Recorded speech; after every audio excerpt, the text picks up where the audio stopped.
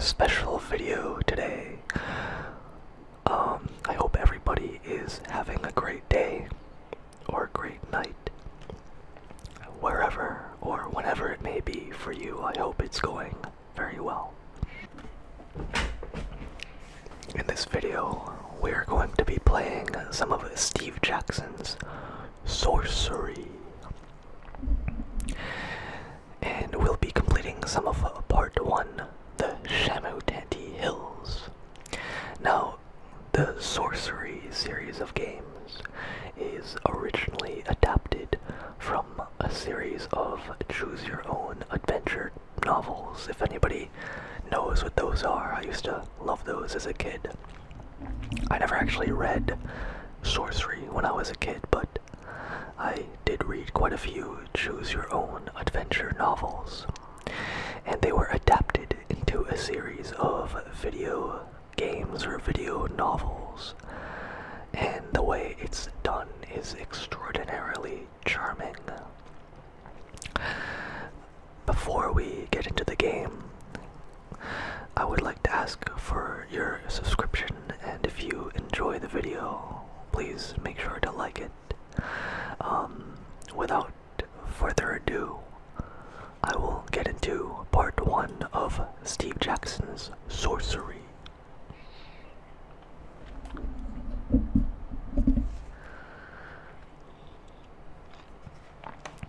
I will choose the male hero of Analand.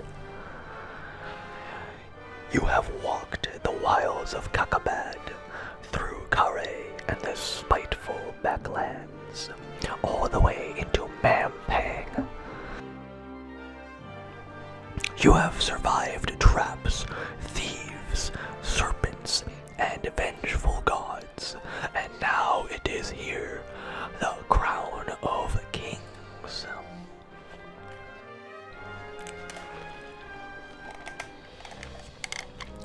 It is said the crown was never forged, only found by Kalana the Reformer, a lowly foot soldier who became emperor of the Eastern world.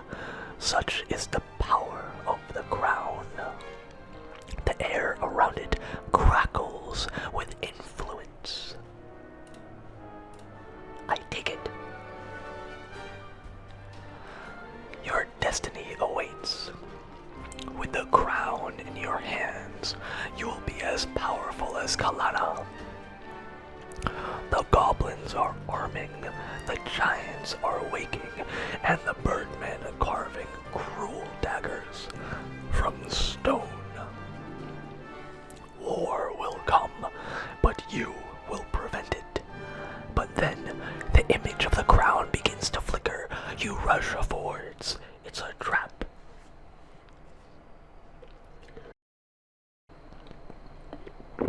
And startle yourself awake. You are alone, exhausted in the little hut in the outpost settlement. Your unimaginable journey is not even a single step begun.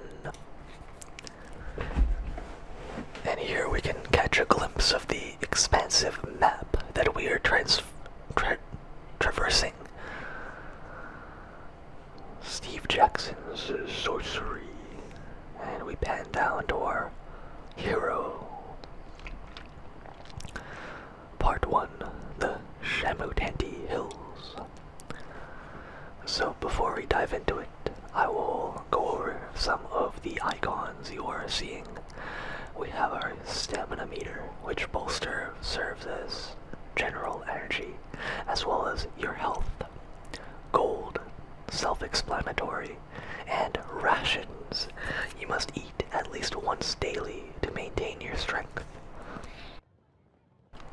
And those daily rations can be found here.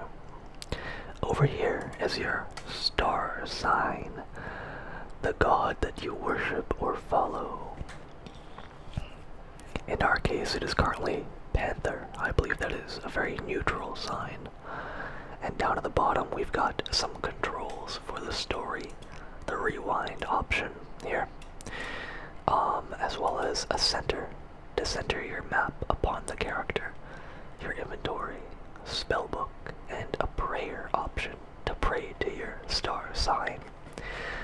just zoom out and take a look at what lies before us. We sit here at the northern passage toward Kantapani Gate. Through Kantapani, over the Samosa River, toward Kristatanti, through Numpus, past the Crystal Waterfall, to our destination, Kare, the city port of thieves and traps, and beyond into the Shamatanti Hills and the Backlands, to rescue the crown, the Crystal Crown, or the Crown of Kings, or whatever the fuck it's called. I can't remember. But let's begin our journey. It is sunrise. You dress, breakfast on bread and goat's milk, and collect the pack and sword from beside your bed. I tested the blade. You pause to test the blade against your thumb. The blacksmith has done well. The edge is keen and draws a narrow line of blood. Outside the hut, you hear the outpost settlement stirring into life. I will pray for luck. Taking a moment more, you close your eyes and raise a prayer to your spirit guide. This morning it is the form of a panther, but what will it become once your journey truly begins? A great calm descends upon you. Time to get moving.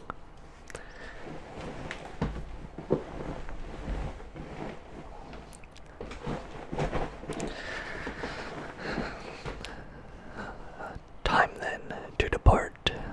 You lift back the flap of the hut and step into the early morning sunshine. Well, off we go to the outpost settlement. Now we can draw a path directly to that little flag, or we can kind of do, you know, one of these little roundabout sort of things, up and around, and oh, there we go. And our little buddy just kind of follows that. Away he goes. Look at him. What a boy. Went for a little bit of a morning stroll, it appears. Eyes follow you as you leave the hut and walk towards the great Shamutanti Wall. The frontiers people of this tiny settlement are well aware of your mission. I greet them. You turn to them and bow. Some smile in reply, but are too afraid to approach. Others make gestures of protection. You are going beyond the wall, so they believe you to be cursed. A man is waiting on the path to the Kantapani Gate, the final doorway between Analand and the wilds of Kakabad. You recognize the sergeant of the Sightmaster warriors. He holds out his hand, and there he is, depicted quite beautifully in the original illustrations one could find in the books. A greeting, Sergeant.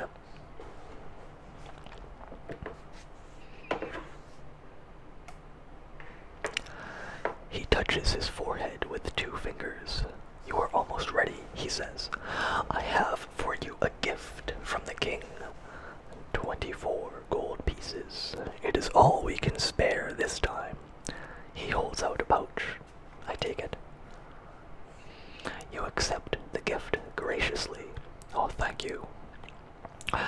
You should buy some supplies before you pass the wall, the sergeant says, and you must collect your spellbook if you wish magic to aid you.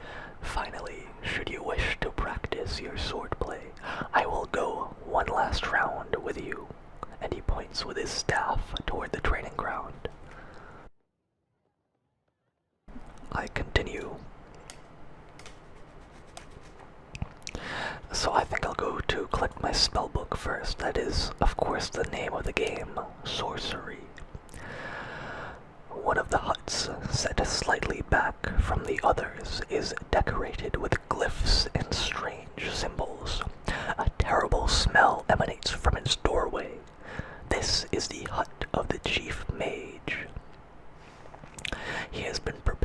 your spellbook for days, reading star charts to work out which spells will be available to you in the different locations in the hills and beyond. I will go inside. I will not do without the book. You lift the flap and go inside. The mage looks up at you with haggard, sleepless eyes and presses the book into your hands. Do you understand how to use this? He asks. Tell me. Each spell is crafted through the alignment of 3 stars, he begins. The spell Zap, for example, is made by aligning Zarathustra, Aegis, and Pini. But that is not important. What matters is what the spell is called and what it does. Zap will give you control over lightning. Hot will create a fireball. Foff will create a force field around you.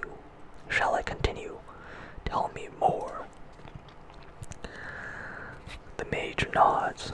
The law spell is formed from Lilith, Aegis, and Wex, and it allows you to control the will of unintelligent creatures. The wall spell is quite different and uses different stars. The order matters, you see. Wall creates an invisible barrier. You will find the rest in the book, he adds, tapping the leather-bound volume. Thank you. He scratches absently at his ear. Remember, some spells will cost you effort to use, but the ones that don't will not work without a focus. An item of some kind. You'll need to read the book to know what. And I think I will indeed read some of this spell book right now. Oh, I am way off track. Because, unbeknownst to all of you until now, I lost an entire hour and a half of footage because when I go full screen, OBS doesn't record any of this. Do you want to know what OBS records when you go full screen in this? A black fucking screen. I'm definitely not upset. Sorcery Spellbook. This volume contains the 48 spells of the High Craft as discovered and passed down from generation to generation of sorcerers from the earliest days of the Eastern world. Each spell is formed of 3 letters, and each spell will take energy to cast. Furthermore, some spells will fail without the use of a particular item or focus. The 6 most useful spells. If you learn only 6 spells for your adventure, learn these. Zap creates a lightning bolt from the fingertip. Foff creates a protective force field. Law enables non-intelligent creatures to be controlled. Dumb makes creatures extremely clumsy. Hot creates a fireball which can be aimed at enemies. Wall creates an invisible wall. All these spells are extremely tiring and will cost you 3 points of stamina. More economical versions exist, though some rely on the caster owning particular items of power. Okay, I'm gonna skip to some interesting ones, I think, or just kind of like fly through. Oh, that looks pretty cool. Doc requires a medicinal potion. Medicinal potions will, while this spell is active, heal any creature who drinks them. The potions may be used by the caster, but will not bring a being that has actually died back to life. Dawes. Dud. Oh, okay, look at that.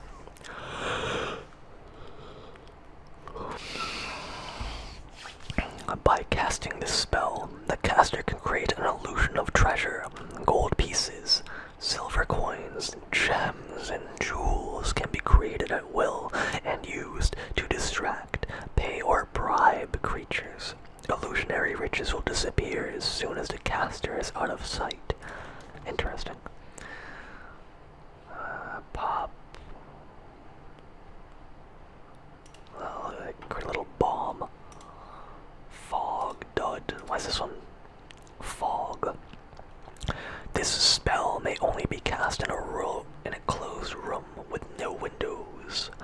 Once cast, the room turns pitch black in the eyes of all but the caster, even though torches and candles may still be burning. Therefore, nearby enemies will be temporarily blinded.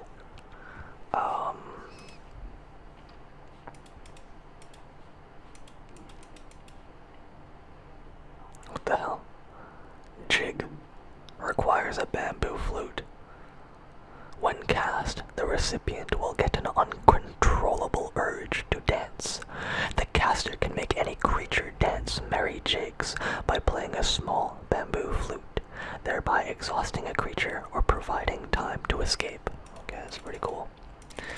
Let's go to, like, Huff Gale Horn. Okay, blow people away. Nip. Exceedingly quick. What's the last? Okay, Zed. Zed. This is the most formidable spell in lore, but no one knows why. In all recorded history, this spell has only been cast once by a powerful necromancer from Throbin who was never seen again. Its effects are unknown. The necromancer's notes were found, but were crazed and unclear. Treat with extreme caution. Alright, that's enough reading. I'm gonna buy some food, be more practical about things. Small traders in the settlement supply the site master warriors with weapons, armor, food, and clothing. You go over with the sergeant to a stall selling flatbreads and cheese. 2 gold pieces per ration, the owner says. I'll buy more, I think. Room for plenty inside. I'll take 4, actually. 4 rations is 8 gold pieces, the man says, holding out a hand. I will indeed buy them. You hand over your coins, and the man places 4 rations carefully into your pack. You must be sure you eat every day or you will suffer, the sergeant tells you, standing at your side. Eating more will give you extra strength, but is not necessary.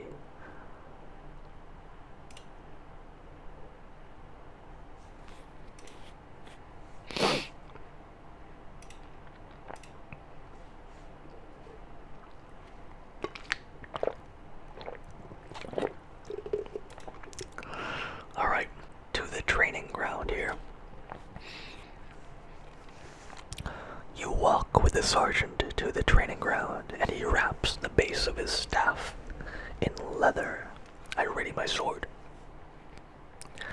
To begin, the sergeant says, we will practice the stances. First, defend yourself against me. So you can slide your character from side to side, but if you leave him stationary, he merely defends.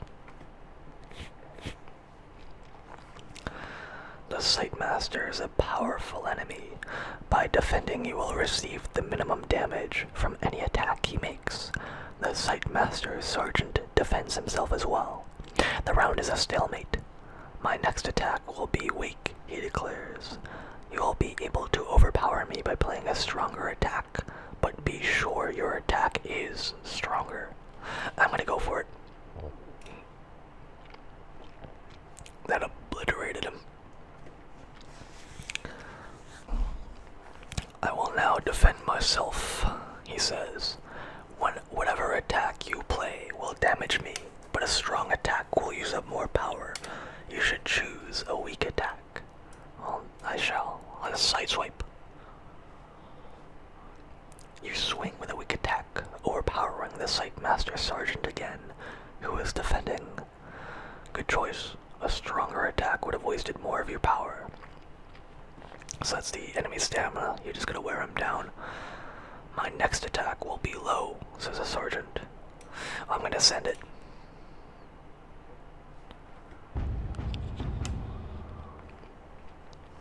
You make a medium attack, injuring the Site Master Sergeant once more. He bows.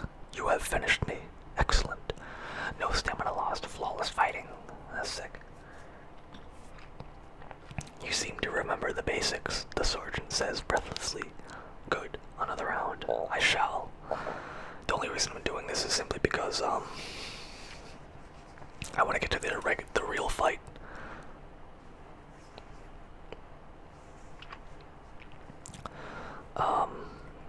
Because the real fight shows more of the text variety that gives you hints as to what the enemy is planning. I will now defend myself, he says. Okay, so I'll just do a little jab. Boop. You swing with a weak attack, rushing for the Sightmaster Sergeant who is defending. My next attack will be weak. I'm just gonna send it. Kind of rush through this.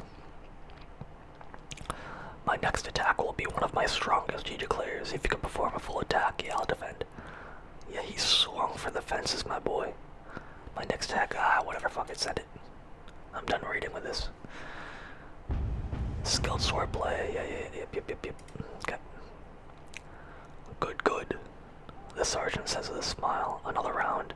Enough training. Oh, I should have just said enough training in the first place. I'm stupid. Very good, the sergeant agrees. But if you wish a bout in earnest, then I warn you, I will not go easy on you. He indicates the wider yard, where there is a space for a true match. I will do that because I want to show you guys the difference in the text with a real fight. You head over to the yard to practice a bout of real fighting. The sergeant removes the cloth padding from the base of his staff. I unsheath my sword. This time I will not tell you my intentions, he says. You will have to read them for yourself. Be ready. Wide open. Nice. Now he now has 6 stamina as opposed to 4, by the by.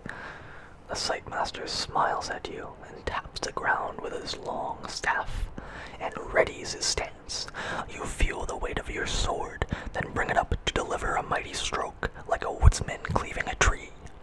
The Sightmaster Sergeant comes in with a tough blow, balancing his strength and his impact, but he has misjudged your strength and you knock him back. Now normally it'd give you some sort of clue as to the next move, but there appears to be none.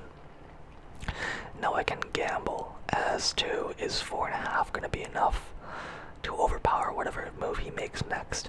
I doubt it. He only played a 3.8 magnitude, whatever the fuck.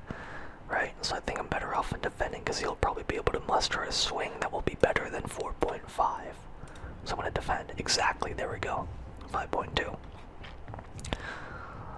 You drop yourself into a crouch as he tries a deep bash, but you duck. Fast work, he grunts. You escape mostly uninjured. His eyes follow your shoulders. He's probably about to defend yourself. You realize a strong hit would be wasteful now. So I'm gonna go with a jab. Yeah, he defends. And you can see my attack power raising. Time to attack. You sting him with your blade, low and fast, saving your energy. I'll wear you out, you declare. His own weapon is raised in defense. He shows his teeth. The Sightmaster shakes his head. Not bad, he grunts, clearly weakening. He turns his grip to hold his staff more loosely. He seems to be preparing a simple jab, a chance to overpower him, perhaps. Yep, that's exactly what I'm gonna do. Bang! And I defeat him. Relentlessly you cut and thrust, keeping him pinned. You rush forward with a deep, heavy slash. It is enough to finish him. The Sightmaster throws down his staff. You have me, he declares with a grin. 1 stamina lost. Skilled swordplay. Indeed. The sergeant is gasping for breath. He bows to you once more. Excellent, he declares. Few men have ever bested me. You truly are Analand's best hope. As he talks, a nearby healer hurries over with a salve, and your health in the sergeant's is quickly restored. Okay. Approach the gate.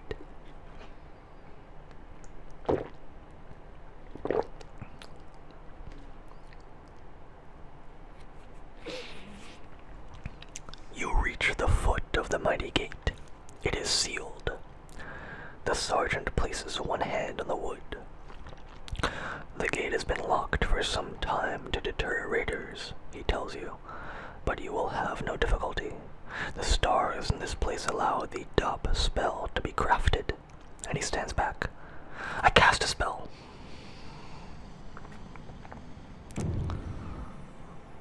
How great. Well, I can cast the Dop spell, right? I can do that. D-O-P. Come on, what the fuck?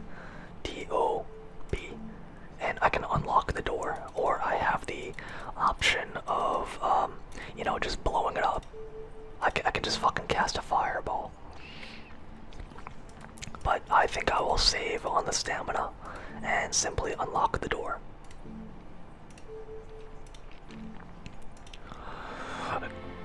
Dump. You weave the spell. One by one, the great tumblers of the door begin to creak and groan.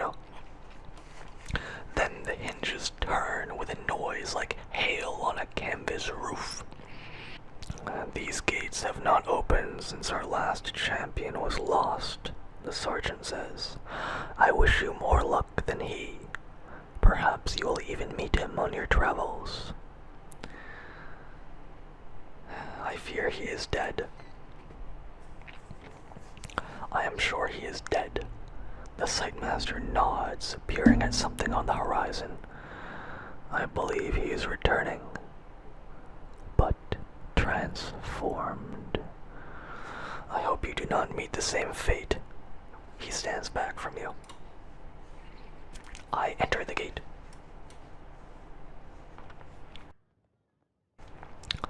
Together you step into the shadow of the wall.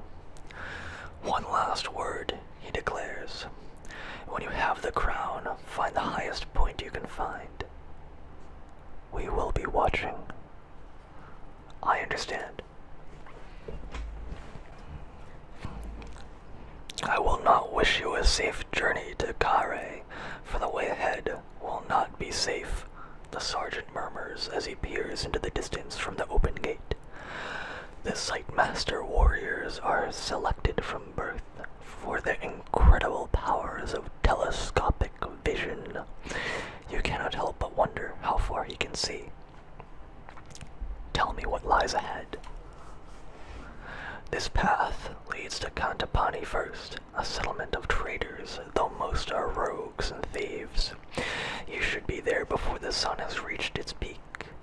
From there, 3 roads lead on to Kristatanti, but no single road is safe. Kakabad is a land of devils, and beyond Kare. I cannot see so far, he says, but once you have crossed the city port of traps, you will enter the backlands. They say that day and night there are controlled by forces other than the sun. And from Kare too, your progress will be watched. It is time to go. Striding away, you pass through the gate. The faces of the folk watching your departure reveal the hopes that rest on you and your quest. The early morning air is crisp, and the rising sun paints the slopes in shades of peaceful beauty, concealing the evil that lies ahead. I continue on. Into Kakabad. The path winds down. The path winds through the slopes of wild scrubland. The countryside is deserted, and the eerie silence is broken only by the cawing of the occasional crow. There is a spell for hearing what they say, but you do not have the equipment it requires, that being a green-haired wig. The birds appear to pause in the air to examine you as they pass. Stupid creatures, they pose no threat, so you ignore them. I keep walking. Barely an hour beyond the wall, and the air begins to grow foul. The Shamutanti hills are infested with the pestilence of the backlands. It saps the energy from your body, leaving you feeling nauseous and weak. I cover my mouth. You cover your mouth with your neck scarf, but it does no good. They warned you of this.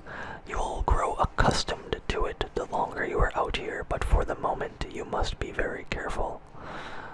Your maximum stamina has just decreased. You can see your stamina at the top of the screen. If this reaches 0, you'll be too tired to carry on. Stamina can be regained up to the maximum by eating rations or resting. Alright, I continue. And if you can see, our star sign has changed. Looks like I can either travel cross-country or go to a low rise. I'd rather head right to Cantopani, see if I can buy anything, so I will do that. Another hour passes, and you crest a small hillock, from the top of which you can see the path continuing downwards into a small settlement of huts. This must be Cantopani. I look at the village.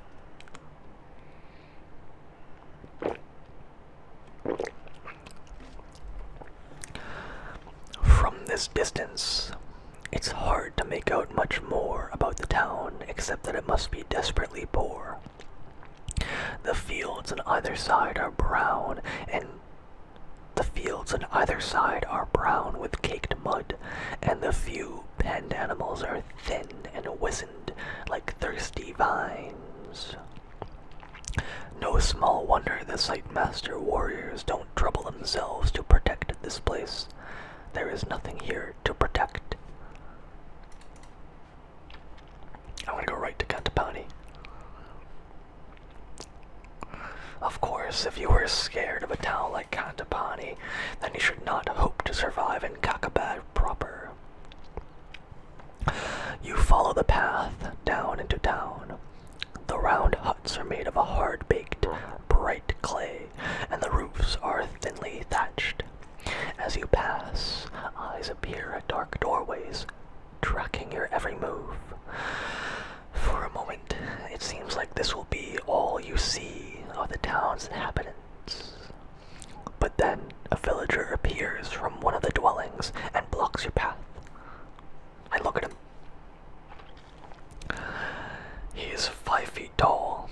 They cannot grow much taller out here in this poisonous air. He has thick-set arms and thighs, and is half-clothed in tattered breeches.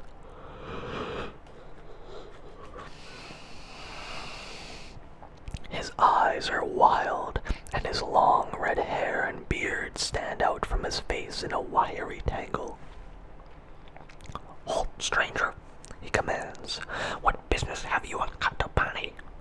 "I want to buy equipment." He grunts, but you can see that he is pleased. With a motion, he encourages you to follow, taking you through the village to a large hut. Off we go to the storage house here. Inside, you find that the building is a storage house. A quartermaster, somewhat plumper than your guide, is seated at the table. I wait to be introduced. "This man is here to do business," the villager explains. "Get out of here, flea," the fat man replies, getting up from his seat to hustle the villager out. Then he turns to you with a smile and beckons you to sit. "Greetings, stranger," he purrs. "Shall I show you my wares?" "Please." The man wags a finger. "Wait there." He disappears for a moment into a side room. I search the room. While the man is out of sight, you quickly rifle the nearby shelves, but find nothing except for a small vial of potion. I'll take it. You pick up the vial. It is quite full, stoppered by an old cork, but there is no label to indicate what it might be. You smell it, I guess. You slip back the stopper to take a cautious sniff. The smell is truly appalling, and you seal it up again. Blimberry. But what is it used for? Blimberry is a healing potion. It's a healing potion, not to spoil it, but it's a healing potion. The merchant returns carrying a large box. declares, moving his hands as he speaks. I see what kind of man you are. This collection, the very best, our most strange and interesting artifacts, collected from other travelers who have come this way. He begins to lay the items out in front of you, treating each with great care. You have 16 gold pieces to spend, but is there anything worth your while to buy here in this place? A musical pipe. Oh, there's a magical spell for this. You pick a bamboo pipe off the table, carved with a split reed and 6 finger holes. What use is this? Are you selling off your infant toys? 3 gold pieces, the merchant says. I can't promise you that it has any magic, but it may well cheer you up at night. For 3 gold pieces, I might as well buy the thing. You hand him 3 gold pieces, and he thanks you with a nod. You place the pipe into your bag. Please, the merchant says, something else today. You still have 13 gold pieces to spend. How about a weapon?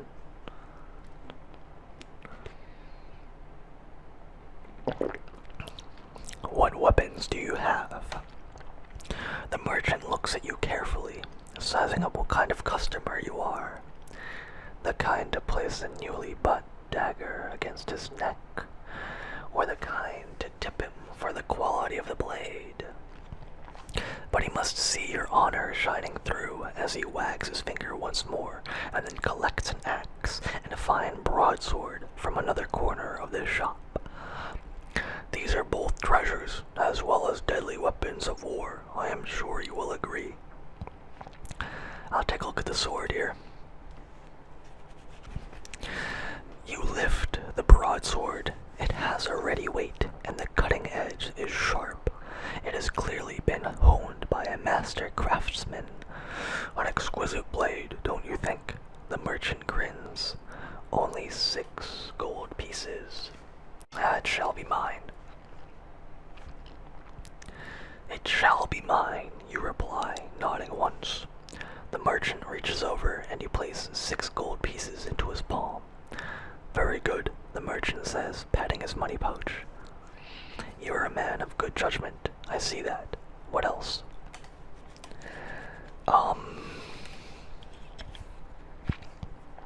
Honestly, I think I hang on to my gold, because I might need to buy rations or lodging in the future, so I don't want to use it all.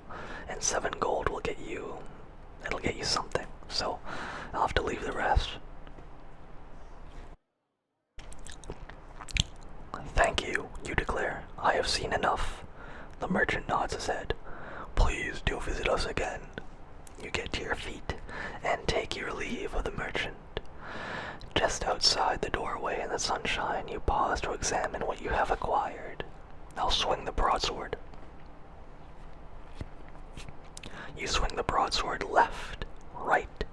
It is a fine weapon indeed, and will make you more powerful in battle, and you are pleased at the bargain you struck. I'll play the pipe as well, I think. You pause to give the pipe you bought a quick and merry play, but you learn nothing new about it. That's perfectly fine. I can use it for a spell, so that's good enough. You head out of Cantapani and along the path into the Shamutanti Hills. Past Cantapani, away we go.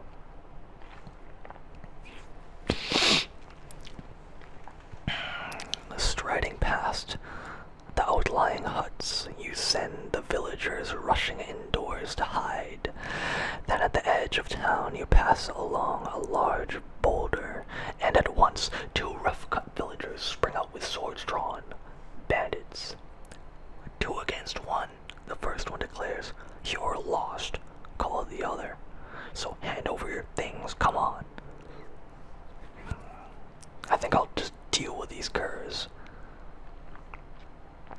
You draw yourself to your full height. You have mistaken me for someone else, you declare. I would like to give you a moment to reconsider, because I will kill you if I have to. The bandits growl and advance on you, 1 on either hand. I could just test out my new broadsword, but I've got a better idea. I cast a spell. And remember that bamboo flute I just purchased?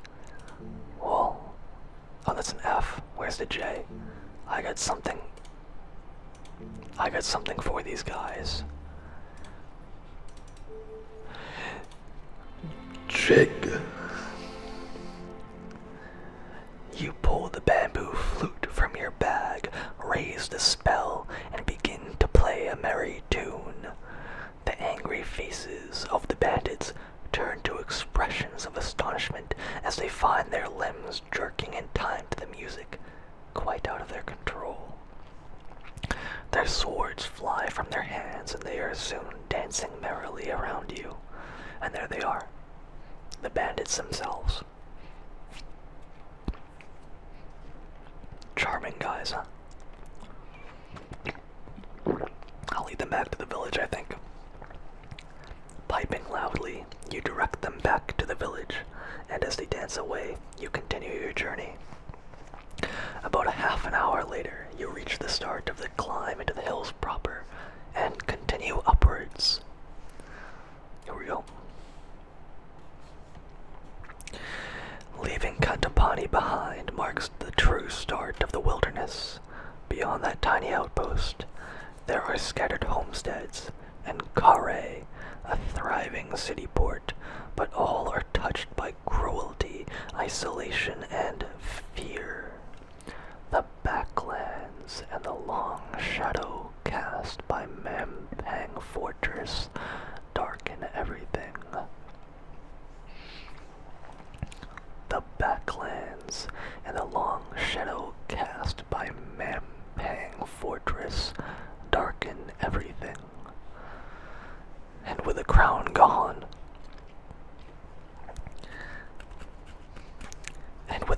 stolen, things can only grow worse. In the long years since Kalana the Reformer founded the Alliance, the crown has been passed from kingdom to kingdom every 4 years, ensuring each one has had its turn to lead, but no more. Ruddlestone, Lindeland, Galantria, and Bryce have all enjoyed its power, but not Analand. But when the crown came to Analand, it was stolen by birdmen from Zaman and carried off to Mampang. Oh my. I appear to have skipped the dialogue by accident. I am sorry. But it just reiterates that we're there to take the crown back from Analand. The road splits around the base of a gigantic tree, but does not rejoin on the other side. The left path winds down to a valley, and the right rises up a slope toward the first thick forest of hills. Let me take a look down toward the valley, I guess. You pause to consider the lower route. There is a river there, and the path follows the left bank. It is a safer route, secluded and protected, but the curve of the landscape would mean you are almost backtracking. I'll take a look right. It's hard to see much further uphill. The forest is sudden and thick, and the path narrow. It may be hard going in that direction, but the hills will involve a lot of climbing eventually, and you may get a decent view of the next leg from the top of the ridge. You're about to make your choice when you hear a faint cry from somewhere close at hand. Let's take a quick minute to observe the two pathways.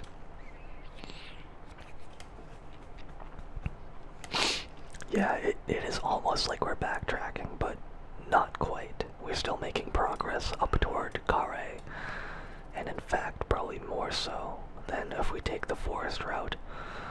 I think I will do this, actually.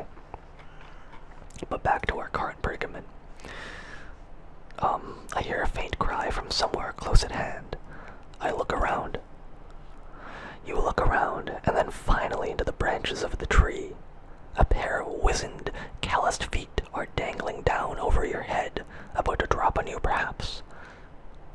Who's there?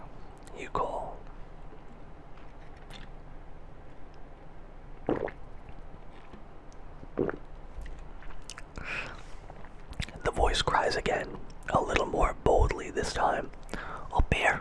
Help! Help! Up here! Help! Help! I can't get down.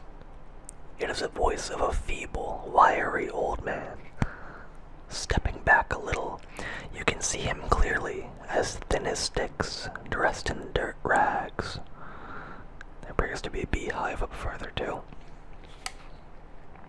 I'll help him down. Swinging yourself onto the lowest branch of the tree, you reach up and grab the old man by the waist. He is as light as a leaf, and within a moment, you have lifted him to the ground. Thanks for that, he remarks, brushing himself down and almost knocking himself over in the process. I was just starting to get a bit, perturbed, but I'm on the safe now. He seems remarkably confident, considering that the slightest stumble might break him into bits. What will you do now? I'll keep going for Analand, he says. That's where I set off from, a while back now. You wouldn't believe the story if I told you. Suffice to say though, if I know my eyes from my eyes, you're heading out to Bang, and you better be smarter than I was. And here, he presses a page into your hand. It is a page torn from a spell book. This might be some history. I just found this. I just found it mine, and don't go asking how, but it's no good to me anymore. I'll look at the page. You look the page over, suspiciously. It seems to be half of a spell, CA, that might have been used for pest repulsion, but is unworkable in its current state. I'll keep it. You take the page and thank him. The man falls quiet and squats down on the ground. With his jabbering done, you hear a buzzing sound from high up in the tree. A beehive. Yeah, I'm gonna go for it. Climb up and investigate. Leaving the old man sighing with gratitude on the ground, you climb up through the branches of the tall tree. The beehive. The beehive hangs like a ripe fruit from the very highest branch. A huge number of bees dance in and out in a swarm. Use magic. You get your balance enough to free your hands for a spell. Cast a spell.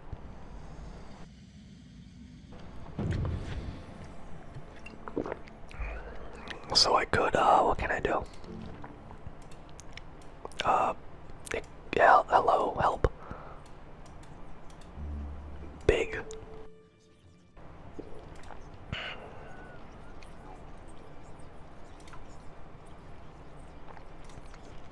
So I could indeed grow in size. I don't really see how that could help me.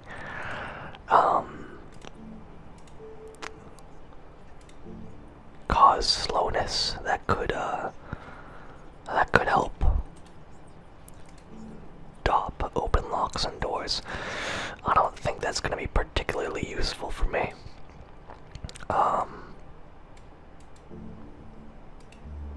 Zen. Hover in air, need a jewel-studded medallion, okay. I don't have that.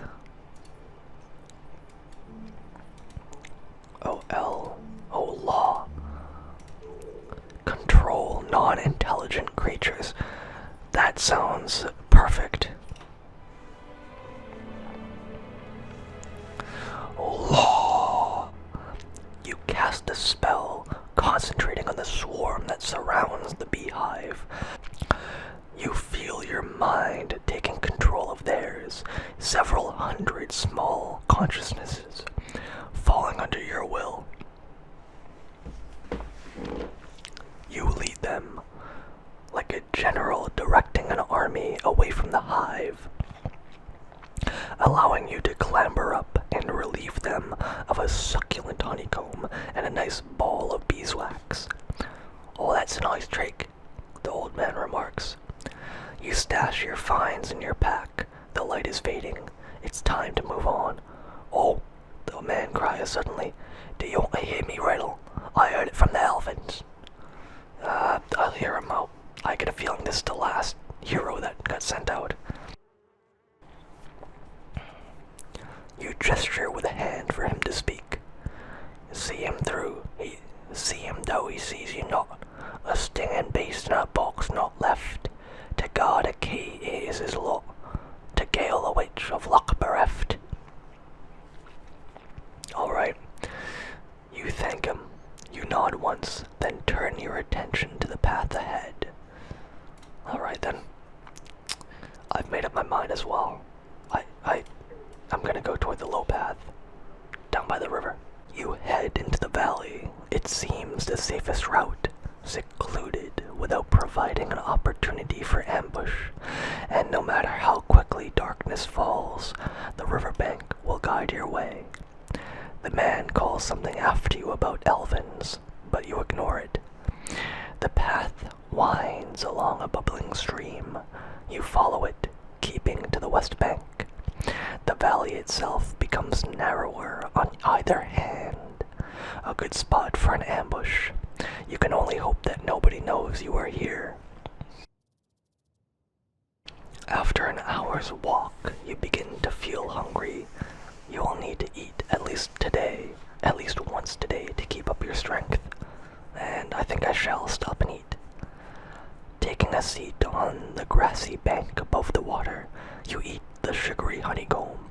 You rest for half an hour or so, then continue your journey in the valley.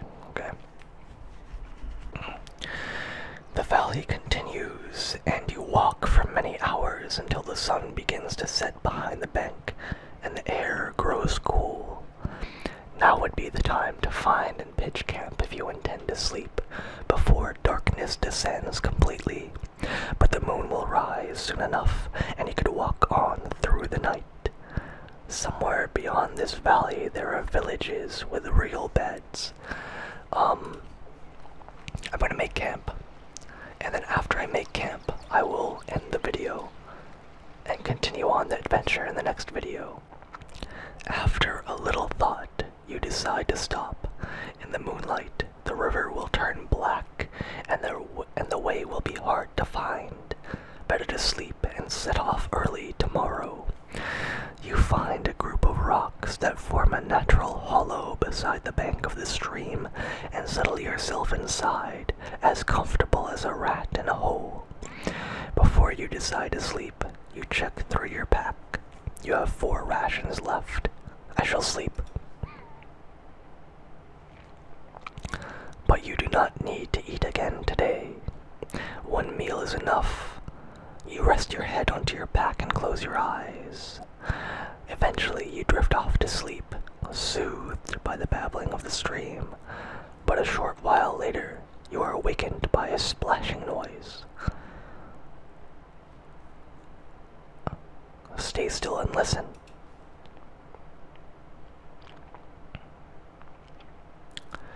Reasoning that you are well hidden by the rocks, you keep your breathing quiet and listen. Creatures, 2 or 3 of them. They are splashing in the stream, perhaps washing, perhaps throwing stones, or catching fish.